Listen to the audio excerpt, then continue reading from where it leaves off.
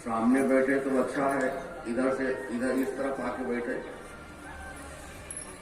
जो लोग पीछे बैठे हैं वो आगे आके बैठ जाएं, आगे खसक के बैठिए बीच में जो जगह है। और जो लोग पीछे बैठे हुए हैं एकदम पीछे, बैठे हुए हैं वे लोग इधर इस तरफ आके बैठ जाए कुर्सियों पर तो अच्छा लगेगा। जो दीवार के किनारे लोग बैठे हैं बिल्कुल, वो लोग आगे आके बैठे। सभी लोग आगे आके बैठे।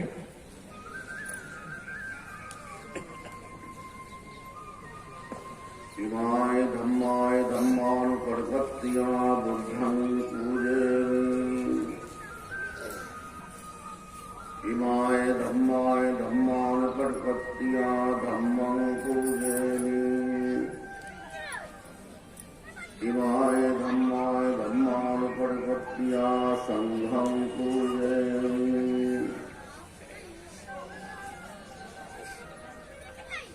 पूजनीय भिक्षु संघ,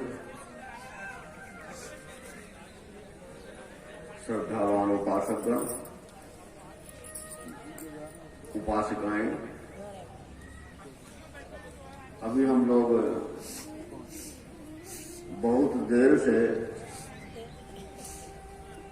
धर्म चर्चा सुन रहे हैं। हमारे उपासक या महा उपासक चंद्रा जी ने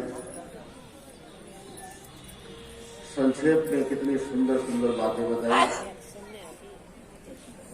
हमारे बनते एवं प्रियदर्शी जी ने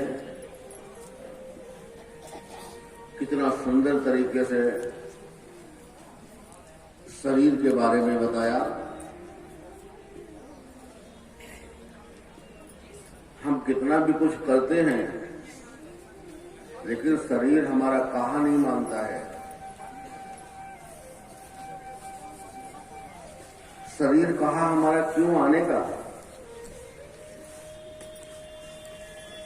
क्योंकि अत्ता ही अकलो न थे, अपने अपना नहीं है।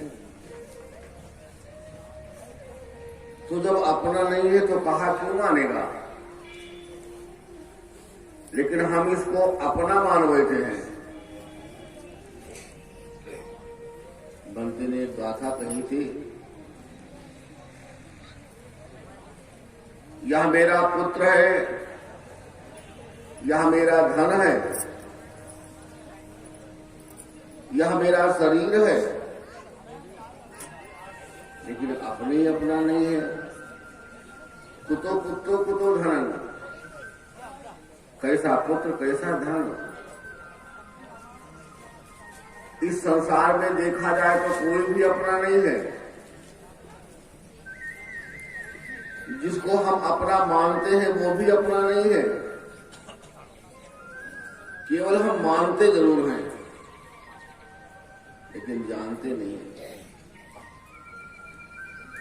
मानने और जानने में बड़ा अंतर होता है। मान लो, ऐसा लोग कहते हैं थोड़ी देर के लिए मान लो। बालू बोरी में भरी हुई है, मान लो चीनी, थोड़ी देर के लिए मान लो। क्या मानने से कभी चीनी होगी? आपको जानना पड़ेगा। भगवान बुद्ध के धर्म में इतना ही अंतर है, मानना और जानना। रसगुल्ला मीठा होता है, आपने मान लिया हाँ मीठा होता है, और कहने लगे भाई रसगुल्ला तो बहुत मीठा होता है, अभी खाया नहीं है। सुनी सुनाई बात। गांव में दो कुत्ते रहते हैं, एक पूरब रहता है एक पश्चिम रहता है। पूरब वाला कुत्ता भौंकता है तो पश्चिम वाला क्यों भौंकता है? किसी ने पूरब वाले को डंडा मारा तो पश्चिम वाले को क्या हुआ? वो क्यों भौंकता है? सुनी सुनाई बात। वो सुन करके भौंकना चालू कर दिया। उसको हुआ कुछ नहीं है। सुन करके हो सकता है पूरब वाले को पता लगे हमारा भाई हमारी तरफ है। जैसे कुछ लोग कहते घबराना नहीं, हम आ गए। हो सकता है भौंक करके वो यह इशारा देता हो तुम घबराना नहीं, हम आ गए, लेकिन सुन करके तो भौंकता है। ऊपर जो भूकत फिर सुनी सुनाई बात, अभी जाना नहीं है और बिना जाने ही रसगुल्ला मीठा होता है। तो एक शब्द प्रमाण हुआ और एक इंद्रिय प्रमाण हुआ। शब्द प्रमाण में रसगुल्ला मीठा होता है, ये शब्द प्रमाण है, इंद्रिय प्रमाण नहीं है। पहले उसको खाइए, उसके बाद जानिए, उसके बाद मानिए। अब आपका मानना सही हुआ। जिसको हम जानते नहीं हैं उसको भी मान लिया और बंधन बना के तैयार कर दिया, क्योंकि मानि बंधन तरावा, मान बंधन तर आवा और निज कर्तव्य में आप बंधावा। मान करके बंधन बना लिया और जितना ज्यादा मानोगे उतने ज्यादा बंधन तैयार होंगे। मानते रहो। इसलिए भगवान ने कहा है जानने की जरूरत है, मानने की जरूरत नहीं है। पहले जानो, उसके बाद मानो। जिसको जाना नहीं है उसको हम मान रहे हैं। तो बालू से तुम जिंदगी भर तेल निकालते रहो लेकिन निकलने वाला नहीं है। जिंदगी भर तुम कर्म करते रहो लेकिन फल वाला नहीं है, मिलेगा ही नहीं। कितने भी कर्म करो मिलने वाला नहीं है। फिर कहते मैंने कर्म भी कर लिया लेकिन फल नहीं मिला। अरे कर्म तुमने किया कहां? व्यर्थ के फल की याचना करते हो। आप नमस्कार करते हैं, कैसे नमस्कार करते हैं? क्यों नमस्कार करते हैं? रास्ते रास्ते जा रहे हैं, किसी देवी देवता का मंदिर देखा, नमस्कार कर लिया। ये कौन सा नमस्कार हुआ? ये भय युक्त नमस्कार हुआ। डर बना है आपको, भय लगा हुआ है, नहीं करेंगे तो हो सकता कहीं कुछ हो न जाए, इसलिए डर की वजह से नमस्कार कर रहे हैं। क्योंकि श्रद्धा तो है नहीं, केवल डर बना हुआ है। दूसरा नमस्कार होता है लोभवश। किसी मंदिर में गए, मूर्ति को देखा, कुछ प्रसाद ले गए, चढ़ा दिया और भगवान ये काम हमारा हो जाए। ये कौन सा नमस्कार है? इसके पीछे लोभ छिपा हुआ है। ये लोभ युक्त नमस्कार है, ये भी श्रद्धा युक्त नहीं है। और जब श्रद्धा युक्त नमस्कार किया जाता है वहां कोई भी वासनाएं नहीं हमारे अंदर है, ना लोभ है, ना द्वेष है, ना मोह है, ना क्रोध है, कुछ भी नहीं है। फिर नमस्कार किया जाता श्रद्धा युक्त। तब उसका फल मिलता है।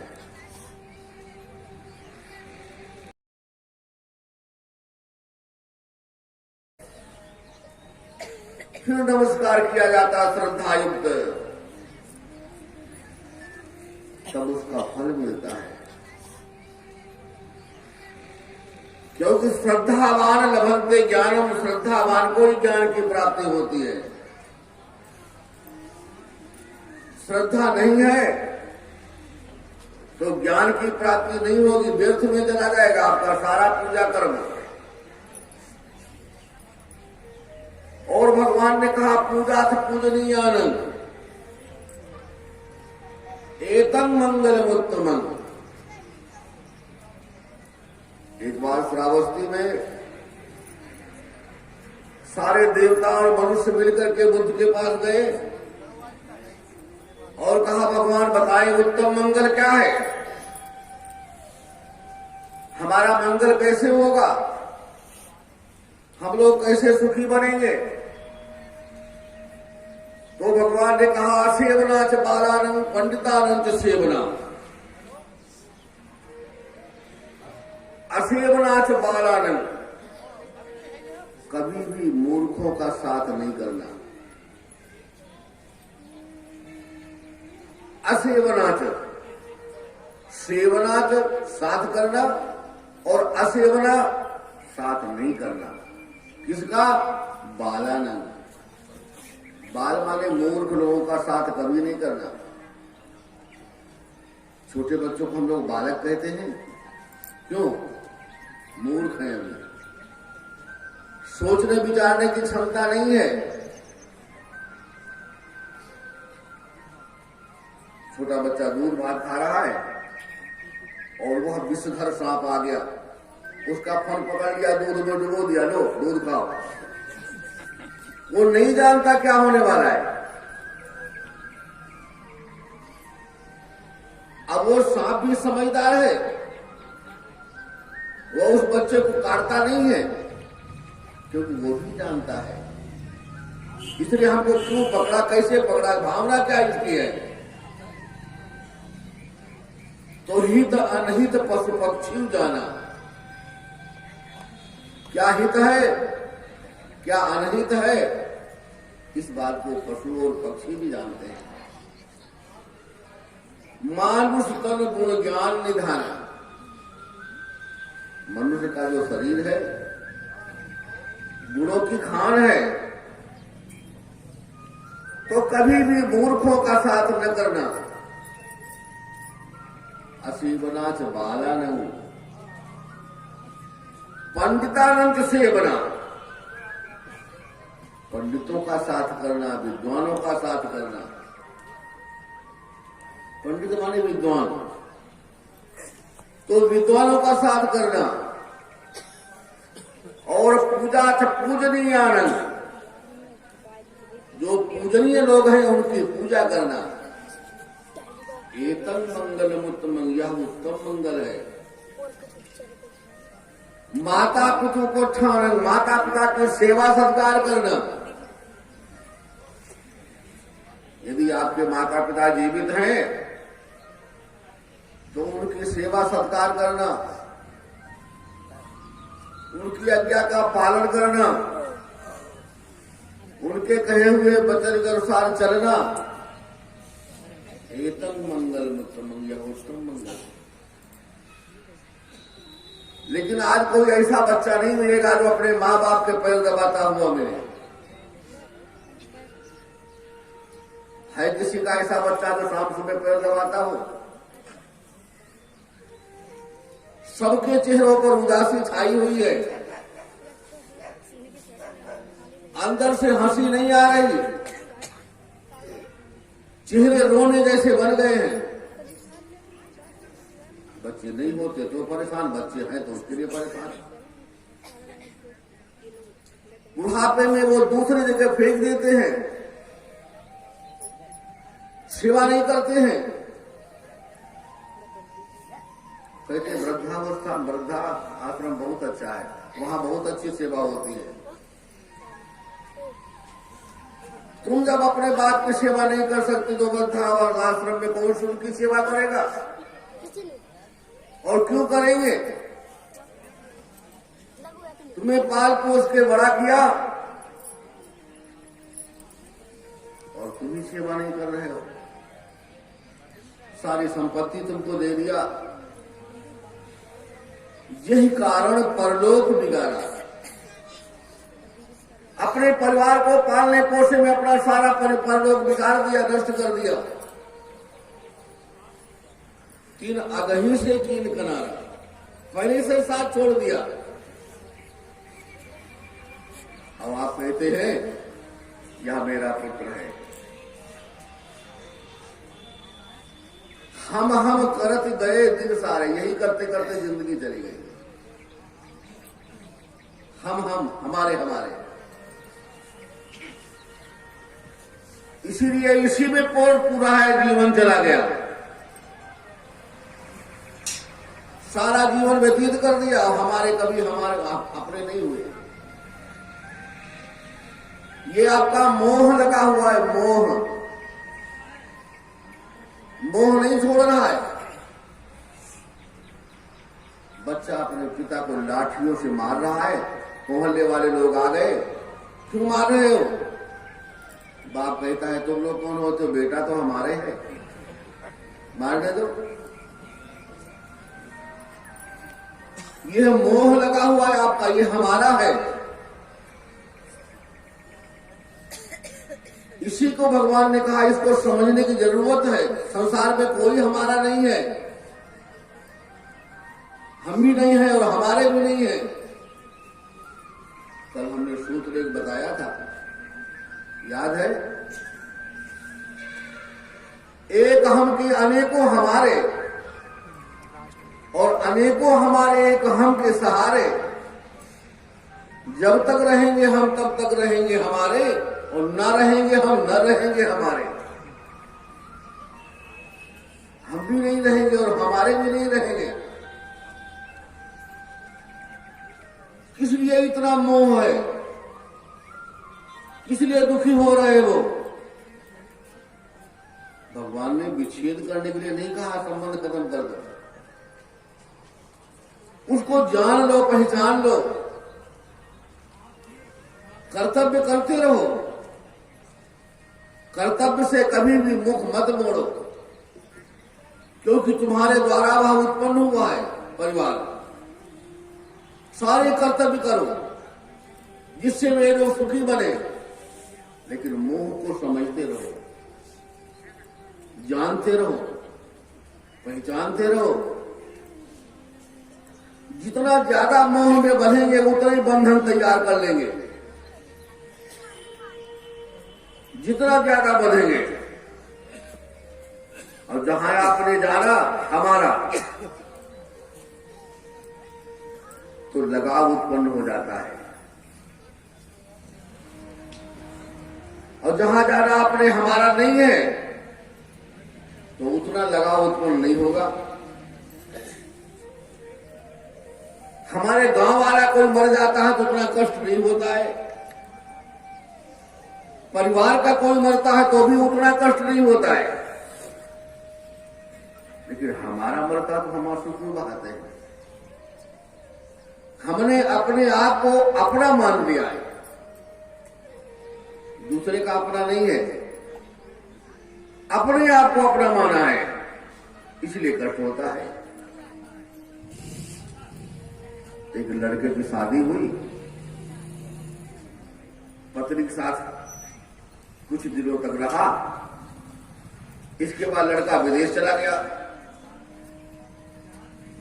यहां इसकी पत्नी को समय आने पर पुत्र हुआ। पुत्र बड़ा हो गया, खेलने जाने लगा। दूसरे लड़के चिढ़ाते,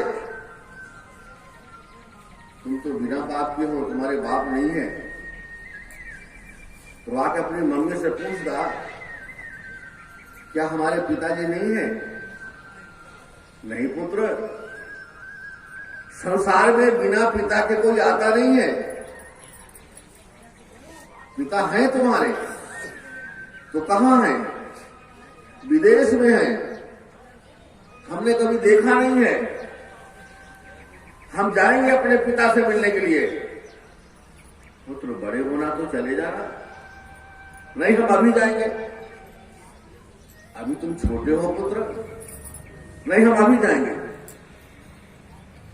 माता बहुत समझा रही है, लेकिन उस बच्चे ने हट पकड़ लिया, नहीं हम जाएंगे।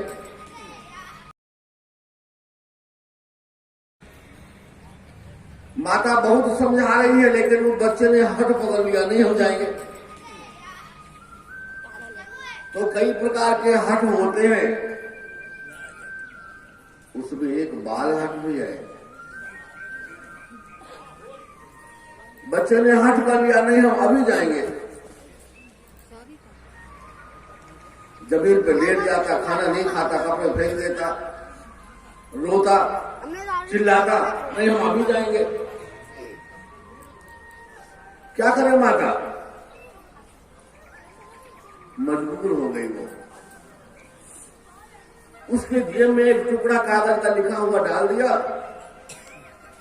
यहां से दिल्ली, दिल्ली से फिर हवाई जहाज से अमेरिका, अमेरिका फला मोहल्ला फला मकान, तुम्हारे पिताजी वहां रहते। लड़का यहां से अपने पिता को मिलने जाता है, और संयोग की बात है उसी दिन उसका पिता वहां चलता है। एक संयोग है, लड़का यहां से अपने बाप को मिलने जाता है और उसका पिता अपने घर आने की तैयारी कर रहा है, दोनों एक साथ निकलते हैं। लड़का यहां से दिल्ली गया, प्लेटफॉर्म पे गाड़ी छोड़ा, लोगों से पूछा हवाई जहाज कब जाता है। लोगों ने कहा हवाई जहाज तो कल जाएगा, आज कोई हवाई जहाज नहीं है। बाप हवाई जहाज छोड़ता है, गाड़ी पकड़ने के लिए आता है, गाड़ी छूट जाती है, गाड़ी कल जाएगी। आज कोई गाड़ी नहीं है,